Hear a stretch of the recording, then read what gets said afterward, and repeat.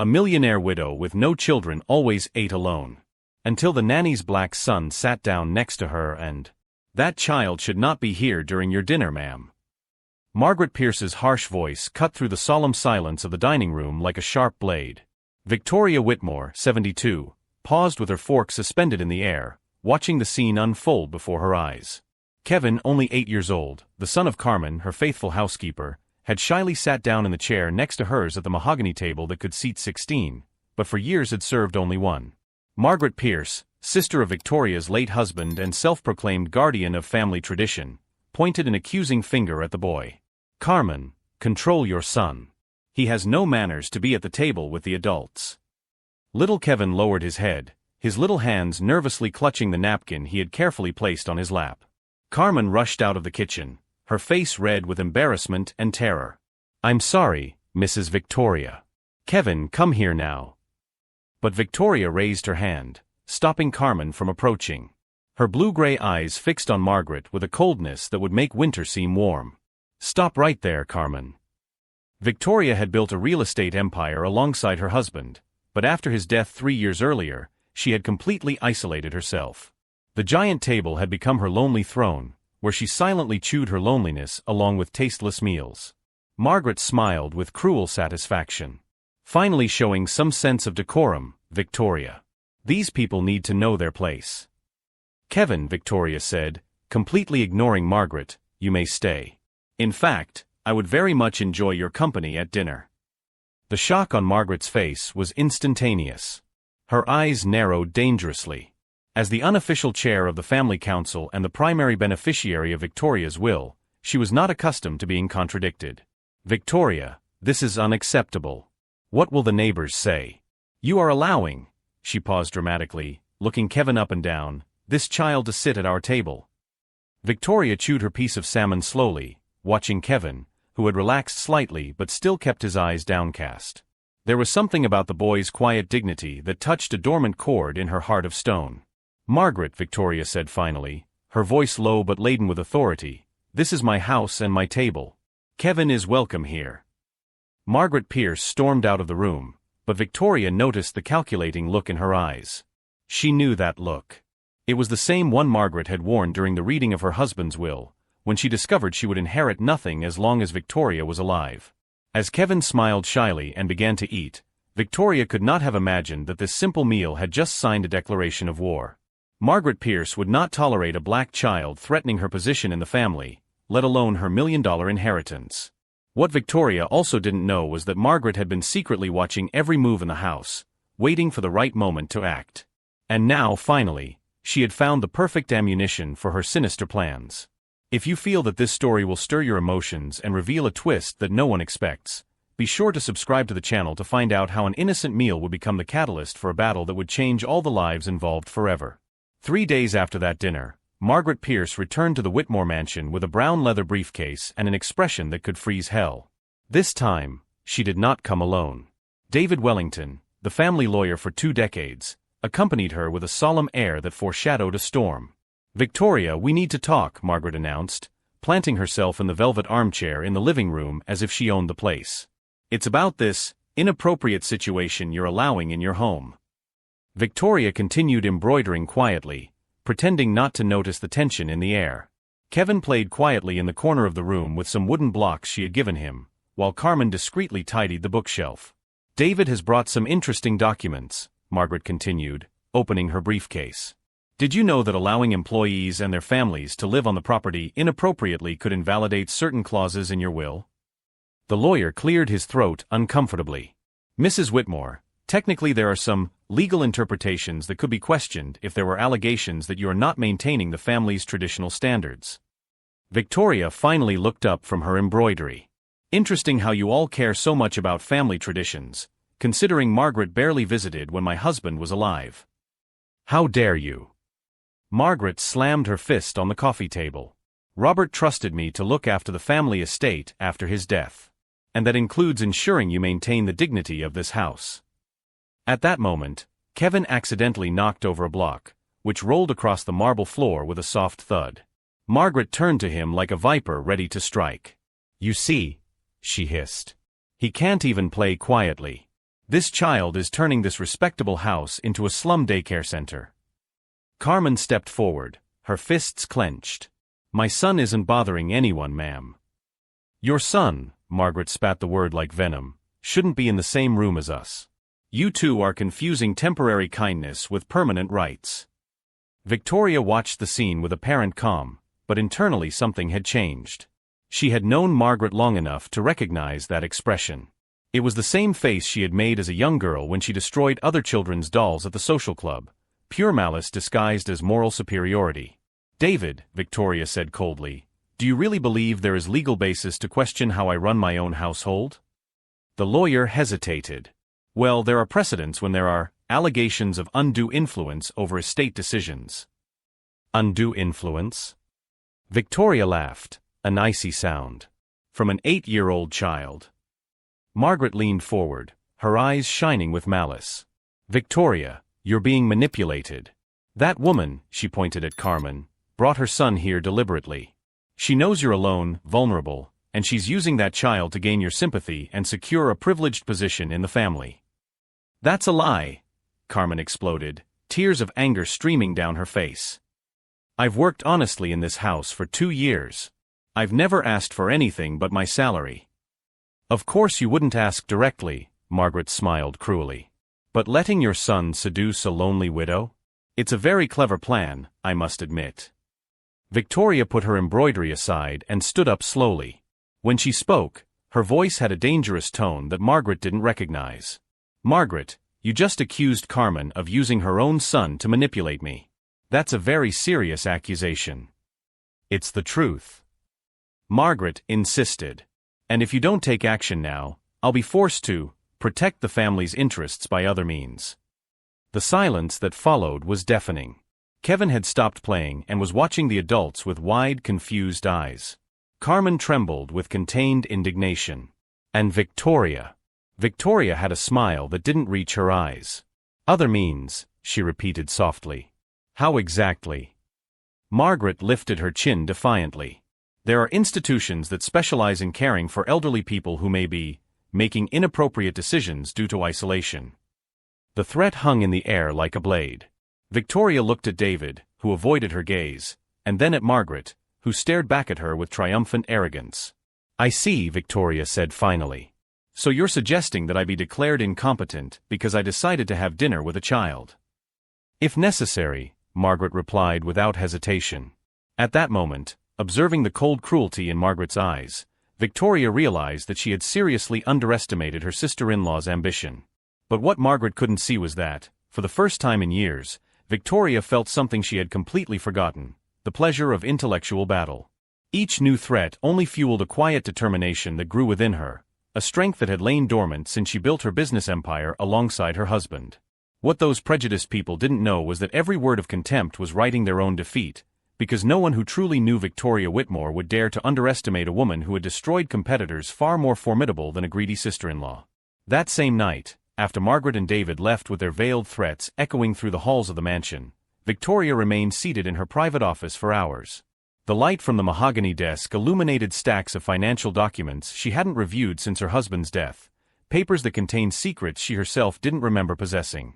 Carmen had put Kevin to bed and discreetly brought Victoria a cup of tea. Ma'am, are you all right? You seem worried. Victoria looked up, observing the honest face of the woman who had cared for her home with impeccable dedication for 2 years. Carmen, tell me about Margaret. What have you observed about her during your visits? Well, Carmen hesitated, clearly uncomfortable talking about her employer's sister-in-law. She always asks a lot about your routines, your medications, your mental health. Interesting. Victoria made a mental note. What about your finances? I once heard her ask Mr. David when you would be signing the new will papers. She seemed anxious. Victoria smiled coldly. Margaret had made the classic mistake of the greedy, revealing her cards too soon. Carmen, I need to tell you something important about our situation.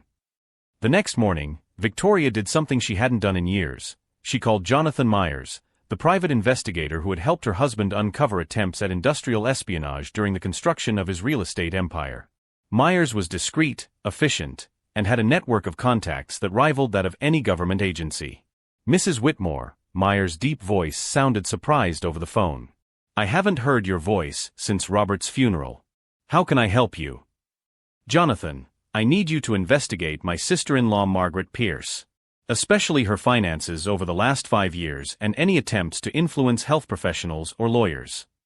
Do you suspect anything specific?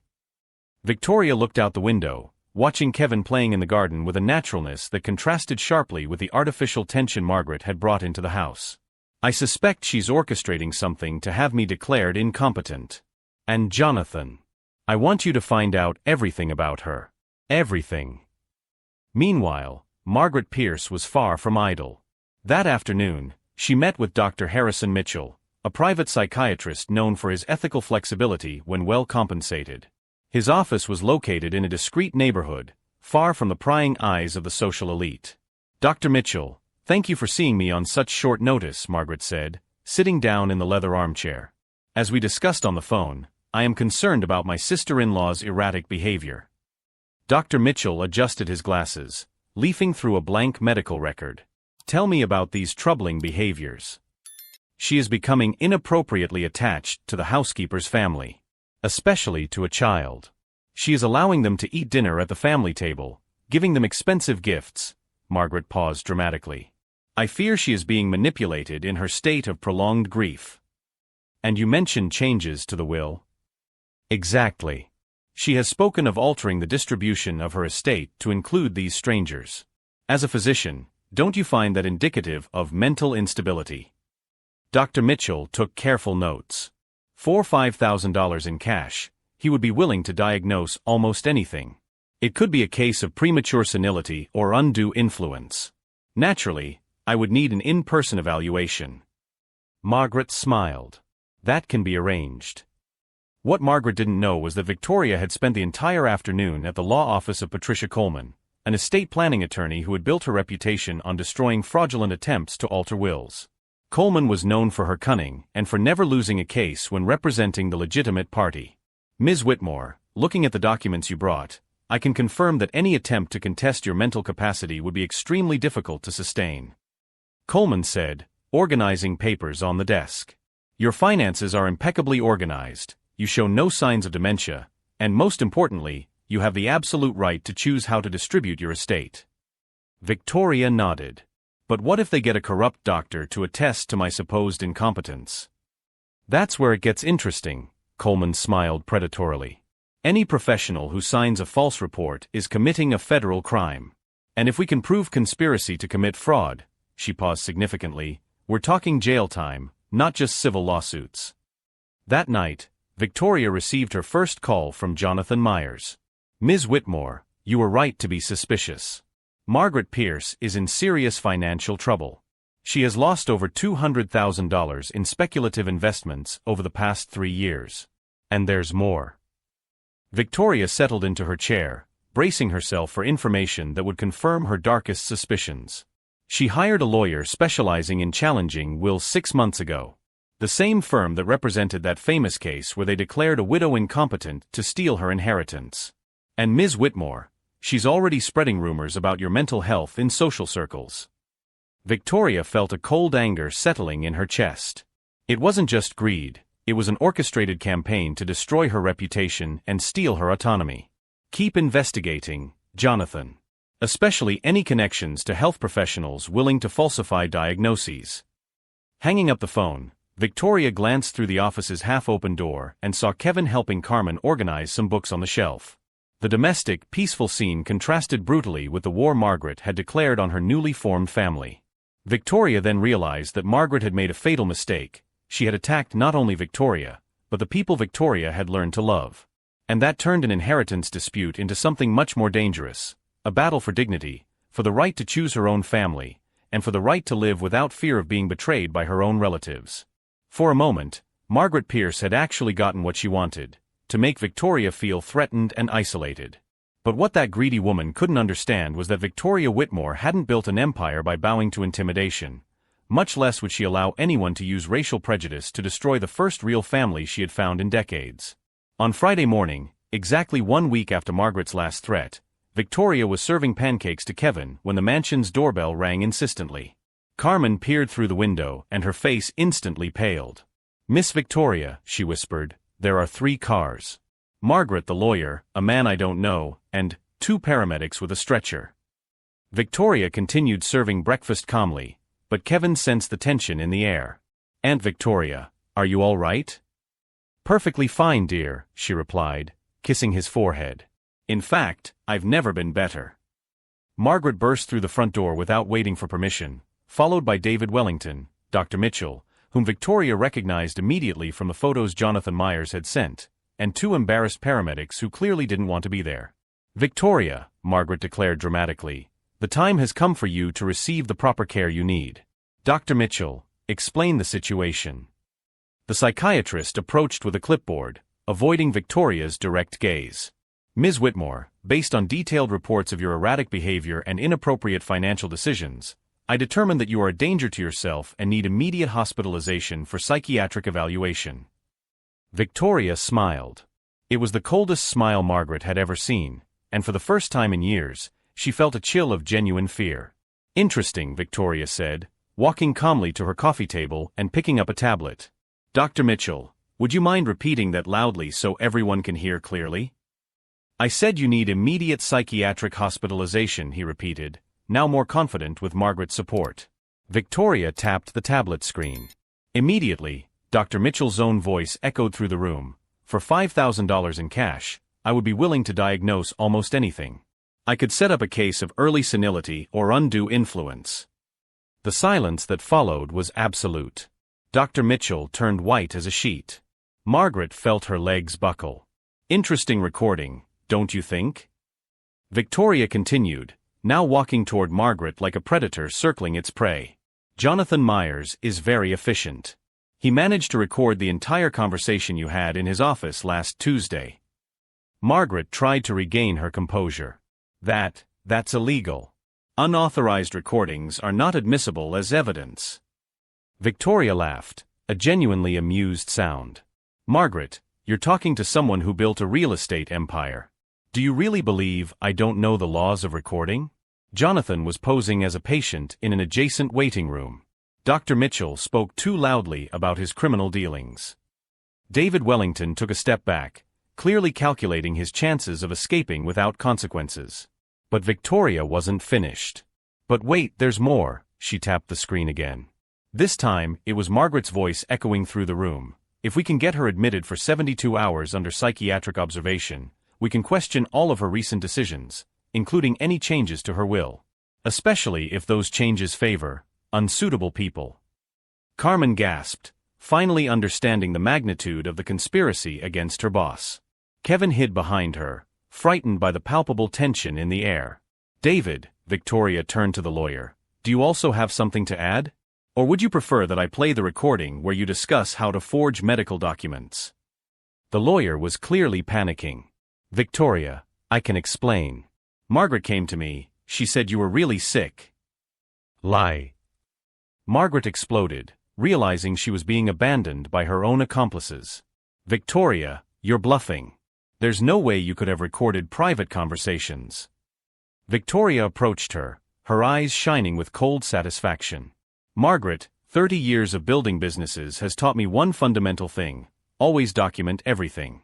Everything." She picked up a folder from the side table and opened it, scattering documents across the sofa. "Bank reports showing your losses of $200,000 in bad investments. Conversations with real estate agents trying to sell your house in secret. Emails to David discussing strategies to declare me incompetent. And my favorite." Victoria held up a printed photo from a cell phone. Margaret talking to Dr. Mitchell in a casino parking lot, handing him an envelope.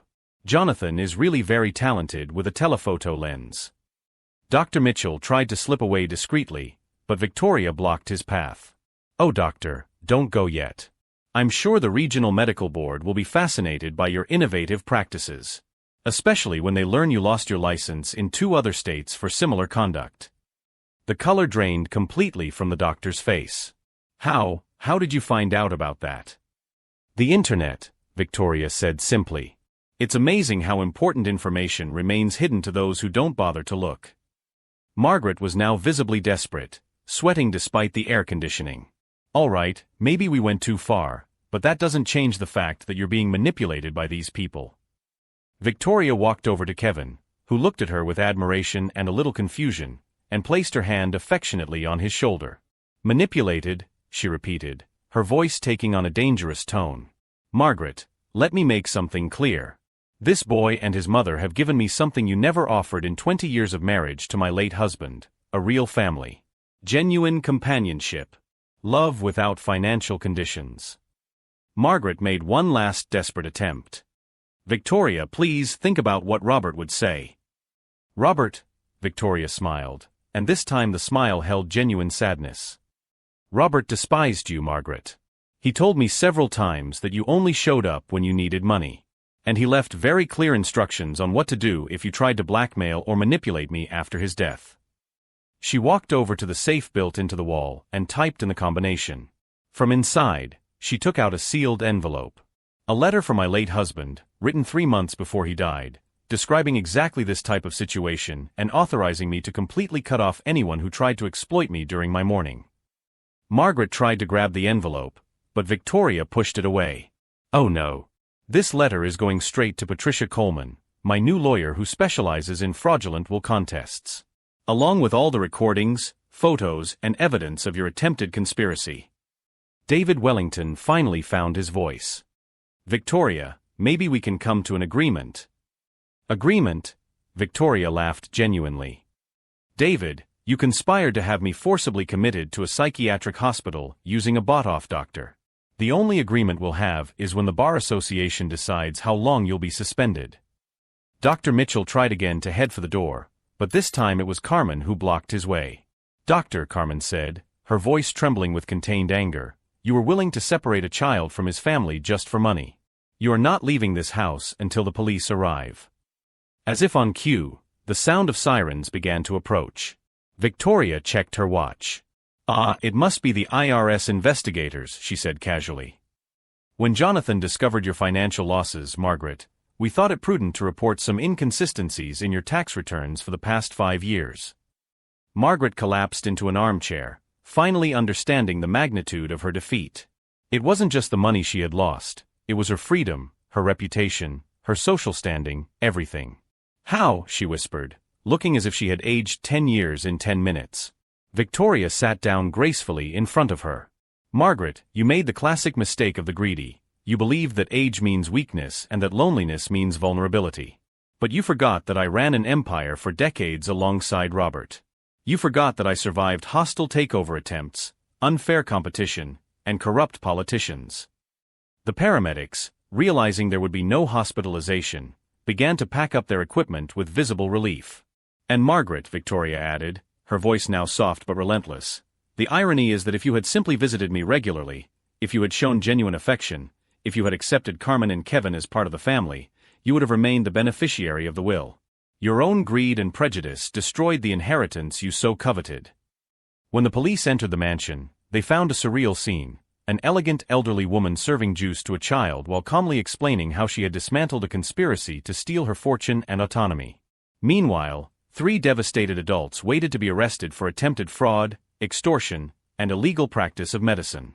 Watching Margaret being handcuffed while still trying to argue about family traditions and social inadequacies, Victoria realized something profound.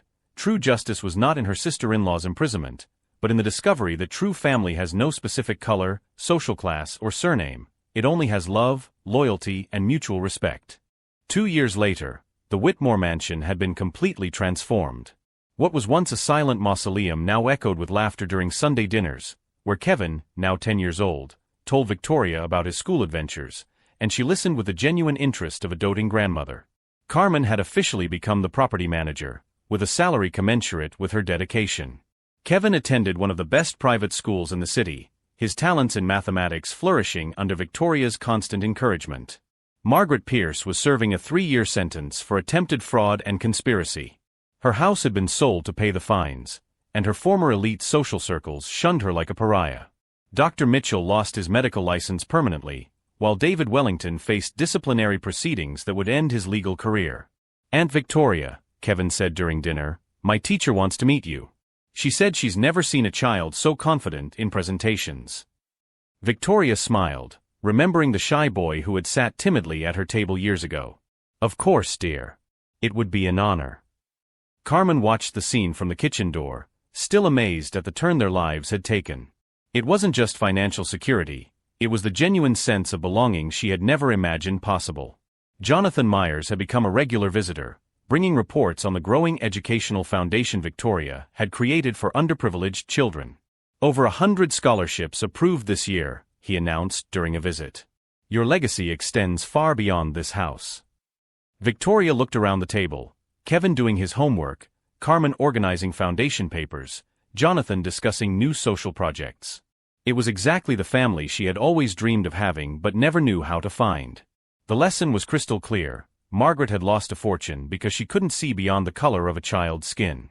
Her greed and prejudice blinded her to what really mattered: character, loyalty, and genuine love. Victoria had learned that true family is not defined by blood or last name, but by who chooses to stand by her side in difficult times. Kevin and Carmen not only filled the void in her life, they made her a better, more generous, and infinitely happier person. When Margaret tried to destroy this family out of pure prejudice, she didn't realize she was attacking the only thing Victoria truly valued. And that sealed her own fate. True wealth is not in what we accumulate, but in whom we choose to love. If this story touched your heart and showed you how prejudice can destroy even the most powerful, subscribe to the channel for more stories that prove that true family transcends any social, racial, or economic barrier.